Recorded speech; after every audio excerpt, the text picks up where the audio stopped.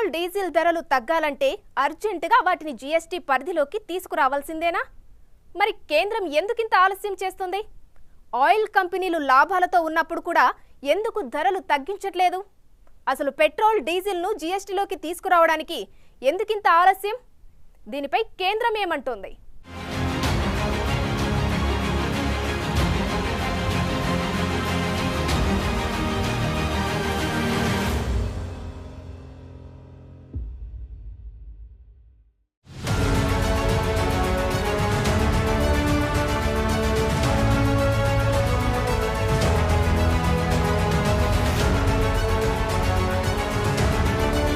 Petrol, diesel వంటి ఇంధనాల్ని GST పరిధిలోకి తీసుకొచ్చే ప్రయత్నం కొత్తేమీ కాదు. జీఎస్టీ విధానం అమల్లోకి వచ్చిన తర్వాత జీఎస్టీ కౌన్సిల్ ఏర్పడినప్పటి నుంచి దీనికోసం ప్రయత్నాలు జరుగుతున్నాయి. దాదాపు ప్రతి జీఎస్టీ కౌన్సిల్ సమావేశంలోనూ ఈ విషయం ప్రస్తావనకొస్తూనే ఉంది. అయితే దీనిపై రాష్ట్రాల మధ్య ఇంకా ఏకాభిప్రాయం కుదరలేదు. పెట్రోల్, డీజిల్పై వ్యాట్ రాష్ట్ర ప్రభుత్వానికి ప్రధాన ఆదాయ వనరు. అటువంటి పరిస్థితుల్లో జీఎస్టీ పరిధిలోకొచ్చే పెట్రోల్, డీజిల్ కారణంగా రాష్ట్ర ప్రభుత్వాలు తమ ఆదాయాన్ని కోల్పోవాలని కోరుకోవడం లేదు. ఇది కాకుండా రాష్ట్రాలు మద్యంపై పన్ను ద్వారా కూడా ప్రధాన ఆదాయాన్ని పొందుతాయి. అయితే గతేడాది నవంబర్లో ఆర్థిక మంత్రి నిర్మలా సీతారామన్ మాట్లాడుతూ పెట్రోల్, డీజిల్ని జీఎస్టీ పరిధిలోకి తీసుకురావడం ద్వారా వినియోగదారులకు ఎక్కువ ప్రయోజనం చేకూరుతుందని చెప్పారు.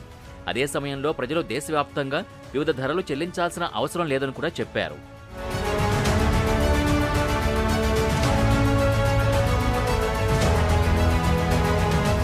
దేశంలో ప్రధాని మోడీ 3.0 ఏర్పాటైన తర్వాత పెట్రోలియం, సహజవాయు మంత్రిత్వ శాఖ బాధ్యతలు హర్దీప్ సింగ్ పూరికి అందిన వెంటనే మంత్రిగారు ఒక కీలక ప్రకటన చేశారు.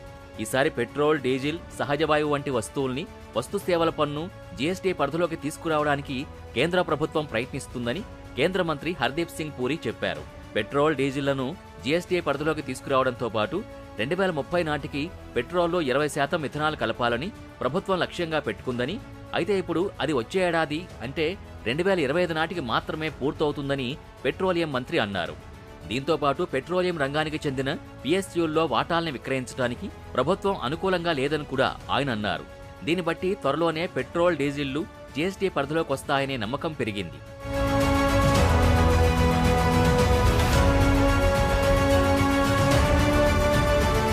ఇక గతంలో మాదిరే 2024 జూన్ 22న జరిగిన 53వ జీఎస్టీ కౌన్సిల్ సమావేశంలో డీజిల్, పెట్రోల్, ఇతర పెట్రోలియం ఉత్పత్తులపై కౌన్సిల్ చర్చించలేదు.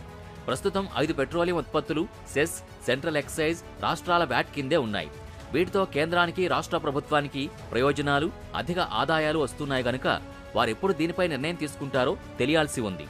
అయితే పెట్రోలియం మంత్రి చెప్పిన ప్రకారం పెట్రోలియం ఉత్పత్తుల్ని జీఎస్టీ కింద చేర్చితే పెట్రోలియం ఉత్పత్తుల ధరల్లో ఎటువంటి మార్పులు ఉండవని అంచనా వేస్తున్నారు.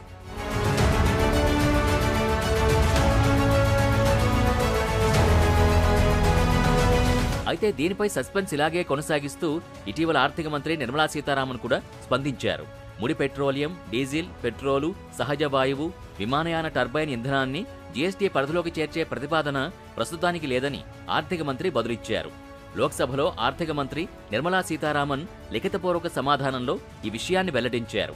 వీటిని జీఎస్టీ పరిధిలోకి తీసుకురావాలని జీఎస్టీ మండలి ఎలాంటి సిఫార్సు చేయలేదని, రెవెన్యూ సమస్యలతో సహా సంబంధిత అంశాలను దృష్టిలో ఉంచుకుని తగిన సమయంలో ఈ పెట్రోలియం ఉత్పత్తుల్ని చేర్చే అంశాన్ని కౌన్సిల్ పరిశీలించవచ్చని ఆమె అన్నారు.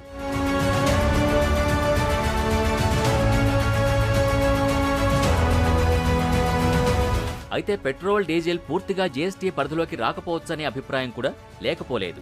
అందువల్ల అత్యధిక పన్ను స్లాబ్ అంటే 28%తో పాటు కొన్ని స్థానిక పన్నులతో కూడిన వ్యాట్ కూడా ఇంధనాలపై విధిస్తారని కొందరు నిపుణులు చెబుతున్న మాట. దీని ప్రకారం ఆయిల్పై వేస్తున్న పన్ను అసలు ధరకు సమానంగా ఉండడం వల్ల ప్రజల నుంచి అంత మొత్తాన్ని తగ్గించడానికి ప్రభుత్వం సిద్ధపడదని అంటున్నారు. అందుకే ధరల సడలింపుకు ఎటువంటి అవకాశం ఇవ్వకపోవచ్చనే అభిప్రాయం ఉంది. ఇంధనాలు, నూనెల్ని జీఎస్టీ నుంచి దూరంగా ఉంచటం వల్ల 20,000 కోట్ల ఇన్పుట్ ట్యాక్స్ క్రెడిట్ ఆదాయాన్ని కేంద్రం వదులుకోవాల్సి వస్తుంది కాబట్టి దానికి కేంద్రం ఒప్పుకోదనే వాదన ఉంది. ఇక ప్రపంచంలో ఎక్కడా పెట్రోల్, డీజిల్పై కేవలం జీఎస్టీ లేదు కాబట్టి భారతదేశంలో కూడా వస్తే జీఎస్టీ, వ్యాట్ల కలయికతోనే వస్తుందనే అభిప్రాయం ఉంది. అయితే పెట్రోల్, డీజిల్ని జీఎస్టీ పరిధిలోకి తీసుకురావడం అనేది రాజకీయ ప్రయోజనాలను బట్టి కూడా ఉంటుందని కొందరు భావిస్తున్నారు. కేంద్ర, రాష్ట్రాలు రెండూ తీసుకున్న నిర్ణయాలకు అనుగుణంగా ఇది మారాలంటే అది సాధ్యం కాదనే విమర్శ కూడా ఉంది.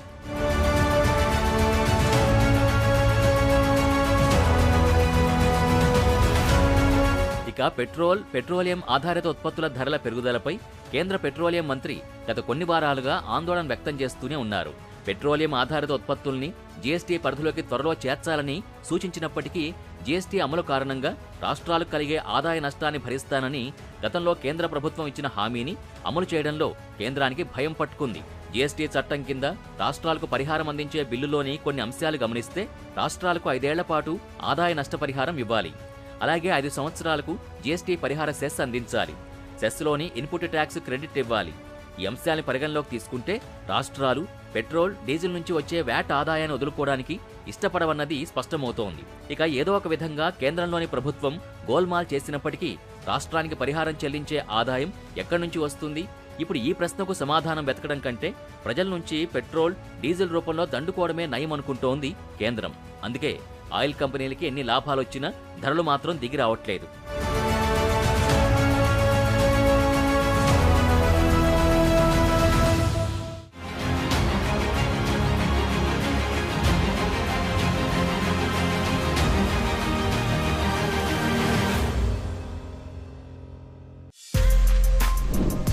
For more videos like this, subscribe Big TV channel.